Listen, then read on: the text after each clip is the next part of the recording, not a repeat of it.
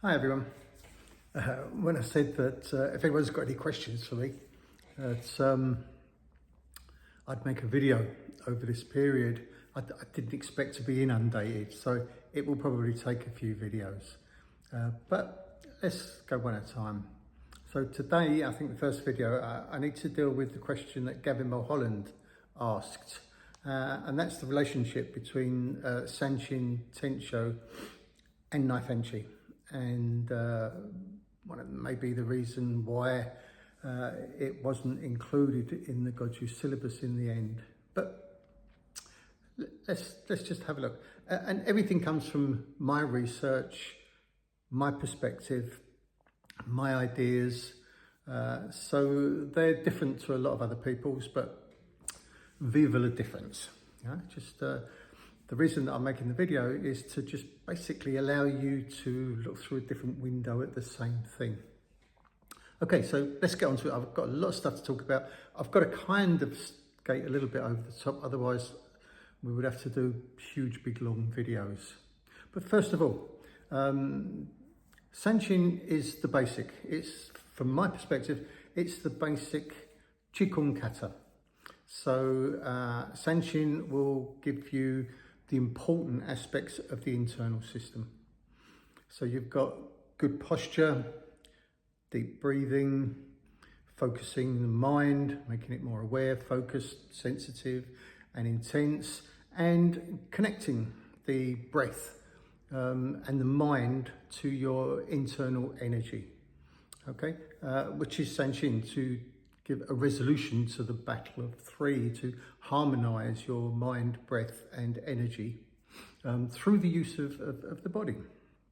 So posture is important, deep breathing is important, and balance obviously is very important. So to be able to align the skeleton, be able to expand the body, known as peng in Chinese, to open the joints, to open the tissue, to open all the spaces in the body and fill them with qi, fill them with energy. And then to be able to soften, that's peng, so then to be able to soften down without collapsing is sung. And the idea there is you get rid of all excessive tension in the body. So now it can function properly and well. And then you've got the what I call the three bows. Some people say the five bows, and the three bows is the when you take the internally rotated stance and you spiral the feet outwards against the floor, just gently, so that it doesn't affect the joints, because by opening the joints up you loosen the joints, which means you're able to transmit energy through them. So the last thing you want to do is to lock or seize the joints. So to spiral the feet against the floor so that the soft tissue in the legs spirals around both legs and up into the pelvic floor. And that spiraling action also lifts the pelvic floor and creates the bow between the legs. So what's known in Chinese as the kwa, you open the hips, and that enables you to lift the pelvic floor, and by a little gentle pull on the PC muscle allows you to curl the tailbone under without having to tilt the pelvis.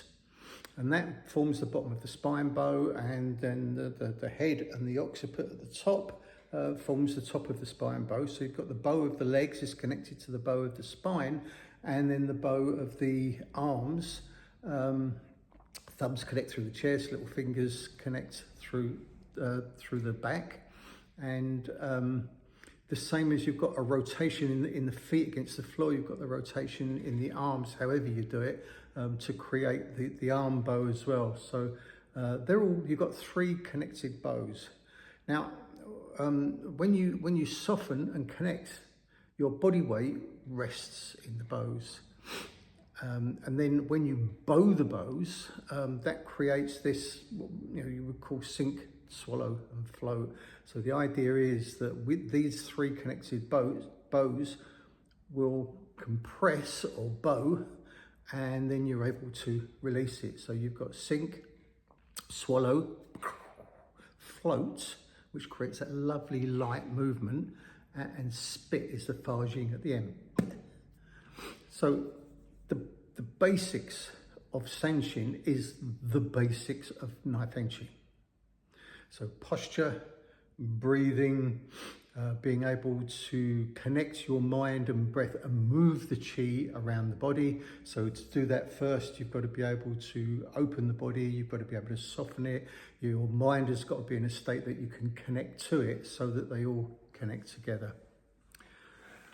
I think that Miyagi did a brilliant job, really, because what he did, he layered Rokusho or Tensho, created Tensho by taking the Chinese 5 animal hands and he grafted them onto Sanchin. So the 5 animal hands, you know, you've got snake, you've got crane, like a crane wing, you've got tiger, you've got leopard, and you've got standing dragon, and you've got laying dragon. And actually these 5 hands actually are all the hand shapes that we have in Tai Chi, which is a brilliant piece of knowledge, really. So anyway, he took these and the movement of the waist and the body on top of these skills of Sanchin really kind of gave the boxing skills for grappling, striking, blocking, locking, choking, strangling, poking, gouging, a plethora of applications to those 5 animal hands in Tensho. So those 2 cats put together, brilliant, absolutely superb. Which brings us then to Naihanchi. So why do we have, this is Gavin's question, why do we have this other kata on the end of Naihanchi? So you take those skills of Sanchin, you've got your internally rotated stance, all the skills that I just discussed and talked about. Now you want the spit, you want the Fa-Jin aspect. And Naihanchi is particularly clever for this because by using this internally rotated stance with the feet in line and sinking into it, it keeps the hips facing the front. So, and a reason that the kata, I think, is also named after the stance. So in Naihanchi, you've now got the skills of, you've got all the alignment of the arms with all the opening move and so on, but I don't want to spend too much time on that. It literally categorizes Fa-Jin because you've got the opening and closing of the body. You've got the twisting of the waist against the hip. You've got the pumping and releasing.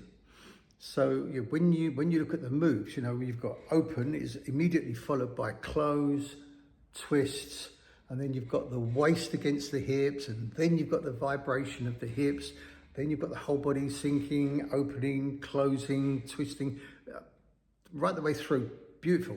Absolutely categorizes the ability of the body to be able to stimulate, store, and release energy. So you've literally got your sink, swallow, float, and spit at the end. So there's lots of applications to Naihanchi. You know, a lot of people do some great work with it. I've got nothing against that at all, but for me, the main function to teach Naihanchi to my students is to teach them how to use the body for Fa-Jin. And as time progresses, Naihanchi is such a, in a way, a complex body skills kata, because you start with the simple opening, closing, twisting, releasing, and fixing one body part against the other, because with the hips facing the front, you twist the waist so the psoas muscles will turn and form, because the psoas goes from the ribs down to the insides of the thighs. And when you twist that with the hips fixed to face the front, which obviously is why we've got the stance to keep it there, it's really powerful twisting and releasing in the body. And then, of course, you've got the vibration of the hips. So you've got open, close, you know, twist, release, vibrate the hips.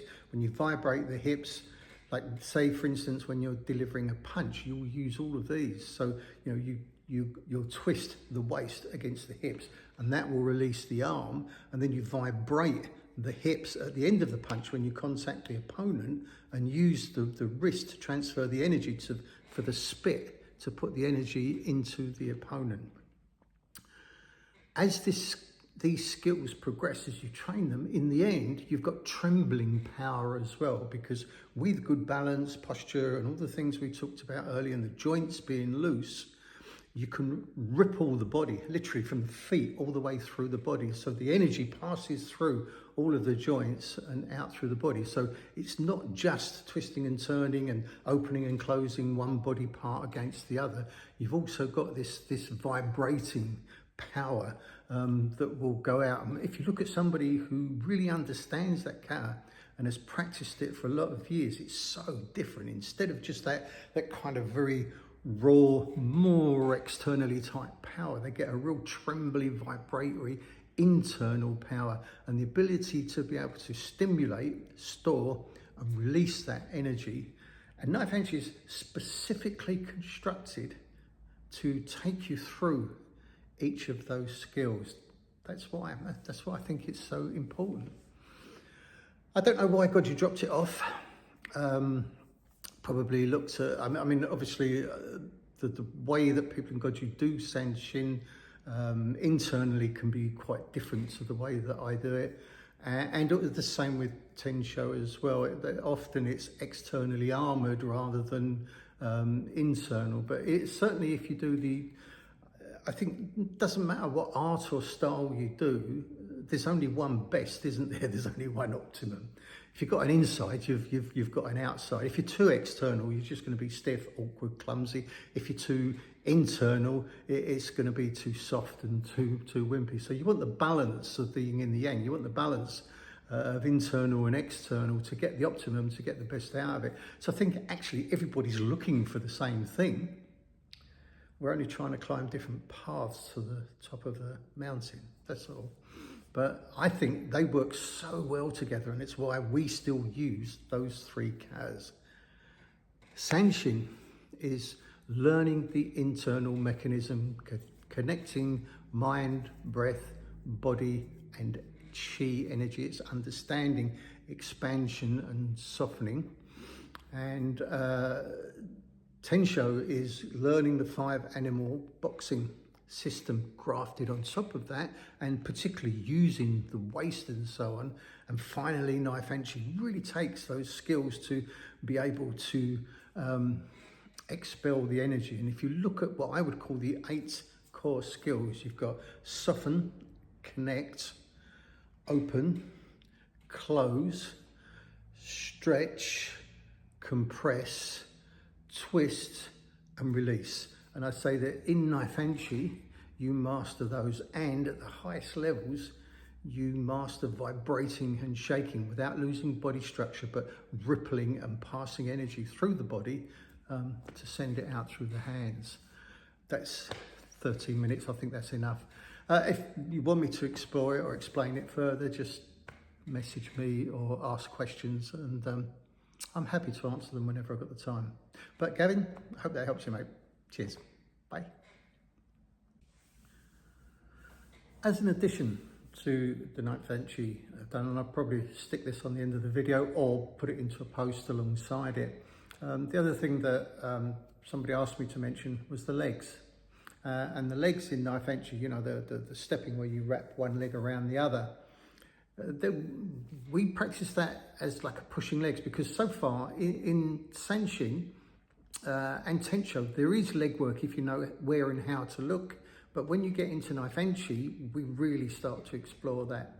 And the idea of being able to keep your body weight over a leg, but still be able to lift it so that you can sweep without having to lean back or lean away, to be able to sweep a leg and stay in there, or to be able to tread on a leg, to collapse the opponent's leg, to be able to go either on the inside where you tread down on the shin to collapse their leg, or from the outside where you tread on it to collapse the knee. And of course on the inside of the leg you can use like an udi, or I should go like a tread down or a stamp, fumikomi type thing, and it can do fumikomi on the back of the leg with the blade of the foot as well.